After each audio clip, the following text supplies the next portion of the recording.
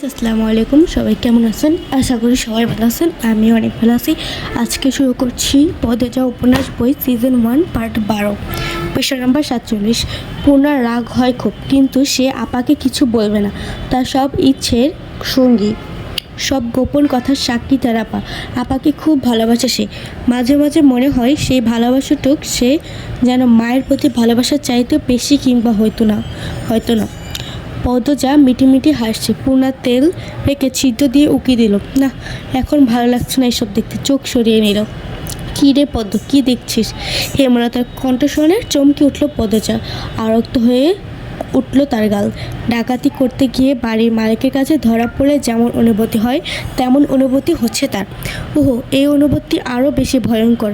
হেমলতার দৃষ্টি গেল টিনের ছিদ্রের দিকে। সঙ্গে সঙ্গে পদ্মজা অনুভব করলো তার পায়ের নিচের মাটি কাঁপছে। পূর্ণা ভয়ার্ত দেখে একবার মাকে একবার বোনকে দেখছে।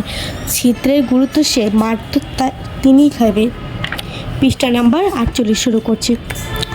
হেমলতা তীক্ষ্ণ দৃষ্টিতে দুই মেয়েকে দেখছেন। টিনের গায়ে তৈরি ছিদ্র তিনটের দিকে চোখ রেখে প্রশ্ন করলেন, শুটিং দেখছিলি? পদ্মজা বাদ্যের মতো মাথা চাকায়। হেমলতার চোখ দুটি হঠাৎ শীতল হয়ে গেল। তিনি চৌকিতে বসে প্রশ্ন ছুলেন, ছিদের বুদ্ধি কার? পূর্ণার। প্রশ্নটা শুনে পূর্ণার গলা শুকিয়ে গেল। এক ফোঁটা পানি দরকার, নয়তো দম বেড়ে যাবে। পদ্মজা চৌকিতে চোখ তুলে তাকালো। অসহায় কণ্ঠে বলল, আম্মা আর হবে না। পূর্ণাকে কিছু বলো না, ওর দোষ নেই। হেমলতা পদ্মজাকে কথা শেষ করতে দিলে না। প্রেমাকে ডেকে জিজ্ঞেস করলো, প্রেমা, তোর আব্বা কোথায়? উঠানে আম্মা, গিয়ে বল আমি ডাকছি। প্রেমা এক ছুটে গিয়ে আবার এক ছুটে ফিরে আসলো। হেমলতা বারান্দা পেরিয়ে চুলার কাছে গিয়ে বসেন। তখন মোর্শেদ এসে জানতে চাইলেন, কি হয়েছে, ডাক কেড়ে? মেয়েদের চৌকির পাশে একটা জানালা করে দাও, মুরগির খোপের কাছে কাটাচ্ছে। কেন? আমি চেয়েছি তাই, না পারলে না করো, অন্য কাউকে ডাকবো। তেরা কথা কন কেন? তোমার সঙ্গে ভালো করে কথা বলতে ভালো লাগে না। লাগবো কেড়ে? তোমার তো আমার পছন্দ না, তোমার পছন্দ বিলাই চোখের ব্যাটা স্যারারে। অহেতুক কথা বলো না। মাসের পর মাস কোথায় থাকো তা আমি জানি না ভেবেছ? রোগে ধরলেই লতার কথা মনে পড়ে। মোর্শেদ মিনিট খানেক রাগ নিয়ে তাকিয়ে রইলেন। মোর্শেদ ঘণ্টাখানেক সময় নিয়ে 2 ফুট উচ্চতার একটা জানালা তৈরি করে দিলেন। পদ্মজা পূর্ণ হতবাক, সেই সঙ্গে খুশিও।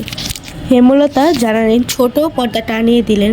রুম থেকে বাইরের দৃশ্য দেখা যায়, কিন্তু জানালার ওপাশে কে আছে তা বাহির থেকে বোঝা যায় না। সন্ধ্যায় শুটিং শুরু হলো। পদ্মজা, পূর্ণা, প্রেমা চৌকিতে বসলো চিরা নিয়ে। তাদের চোখ মুখে খুশির ঝিলিক। হেমলতা মৃদু হাসল। বড় মেয়ে দুটি কখনো মুখ ফিটে শখ আহ্লাদের কথা বলেনি। না বলা সত্ত্বেও অনেকবার তিনি দুই বলার ইচ্ছে পূরণ করেছে। আর কিছু ইচ্ছে বুঝতে পারলেও পুরো সামর্থ্য হয়নি তার। যতটুকু পারেন ততটুকুই করেন। হেমলতা ঘরের বাইরে যেতেই পূর্ণা বলল, আমাদের মায়ের মতো সেরা মা আর কেউ নাই, তাই না পা? মায়ের মতো কেউ হয় না, সবার কাছে সবার মা সেরা। আমাদের মা আমাদের কাছে সেরা, লাবণ্যর মা লাবণ্যর কাছে সেরা, মনির মা মনির কাছে সেরা। ওরা বলেছে, ধুর বোকা, এসব বলতে হয় না। না, আমাদের আম্মাই সবচেয়ে ভালো মা, এমন মা আর একটাও নেই। হেমলতা কর্ণকুহরের প্রতিটি কথা আসে। পূর্ণা সবার অনুভূতি অনুভব করতে জানে না, পদ্মজা জানে। পদ্মজা হেসে বলল, আমাদের আম্মা সত্যিই সেরা, আলাদা। পূর্ণা জানালার বাইরে চোখ রেখে প্রশ্ন করলো, আপা, চিত্রা দিদিকে কেমন লাগে? পদ্মজা চিত্রার দিকে তাকালো। ছাই রঙা শাড়ি পরা, হাতে কালো রঙের ঘড়ি, ফুল হাতা ব্লাউজ, শালীন তবে সর্বাঙ্গ আধুনিকতার ছোঁয়া। নাকে সাদা পাথরের নাকফুল, লম্বা চুল বেনি করে রেখেছে। মুখে খুব মায়া, স্নিগ্ধ একটা মুখ, যেন শরতে শুভ্র এক টুকরো মেঘ। পদ্মজা বলল, আমার দেখা দ্বিতীয় সুন্দর মেয়ে মানুষ চিত্রা দেবে। পূর্ণা আগ্রহ নিয়ে জানতে চাইলেন, প্রথম কে? পদ্মজা কণ্ঠ খাতে নামিয়ে মোহময় কণ্ঠে বলল, আমাদের আম্মা। সঙ্গে সঙ্গে হেমলতার বুক শীতল কোমল অনুভূতিতে ছেয়ে গেল। পদ্মজা এত সুন্দর করে বলল, আমার আম্মা। হেমলতা প্রথম শুনলেন তিনি সুন্দর, ভুবন মোহিনী রূপসীর মুখে শুনলেন। এই আনন্দ কোথায় রাখবেন? কেন চিরমানুষী অনুভূতিতে তুলে যাচ্ছেন তিনি? প্রেমা অবাক স্বরে বলল, আম্মা তো কালো, চিত্রাদেবীর চেয়ে সুন্দর কিভাবে?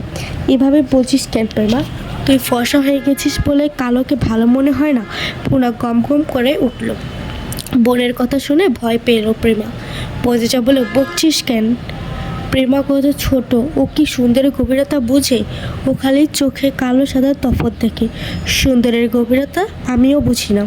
পূর্ণা কণ্ঠা ভারী নিষ্পাপ শোনালো। পদজা এদিক ওদিক তাকিয়ে দেখে নিল হেমলতার উপস্থিতি। এরপর বলল, আমার রং কালো, কিন্তু সৌন্দর্যের কমতি নেই। আম্মা কখনো এক মনে দেখিস আম্মাকে? বুঝবি, আমার চোখ দুটো গভীর, বড় বড়, পাতলা মসৃণ ঠোঁট। আমার ঘন চুলের খোপায় এক আকাশ কালো মেঘ। আমার শাড়ির কুচির ভাঁজে আভিজাত্য লুকানো। আম্মা যখন তীক্ষ্ণ চোখে আমাদের দিকে তাকান, তখন মনে হয় প্রকাণ্ড কোনো রাজ্যের রানী তার পূর্বপুরুষের ক্ষমতা প্রকাশ করছে। তীক্ষ্ণ দৃষ্টি নিয়ে এত কিছু থাকা সত্ত্বেও কি আম্মা আমাদের দেখা প্রথম সুন্দর মানুষ হতে পারেন না?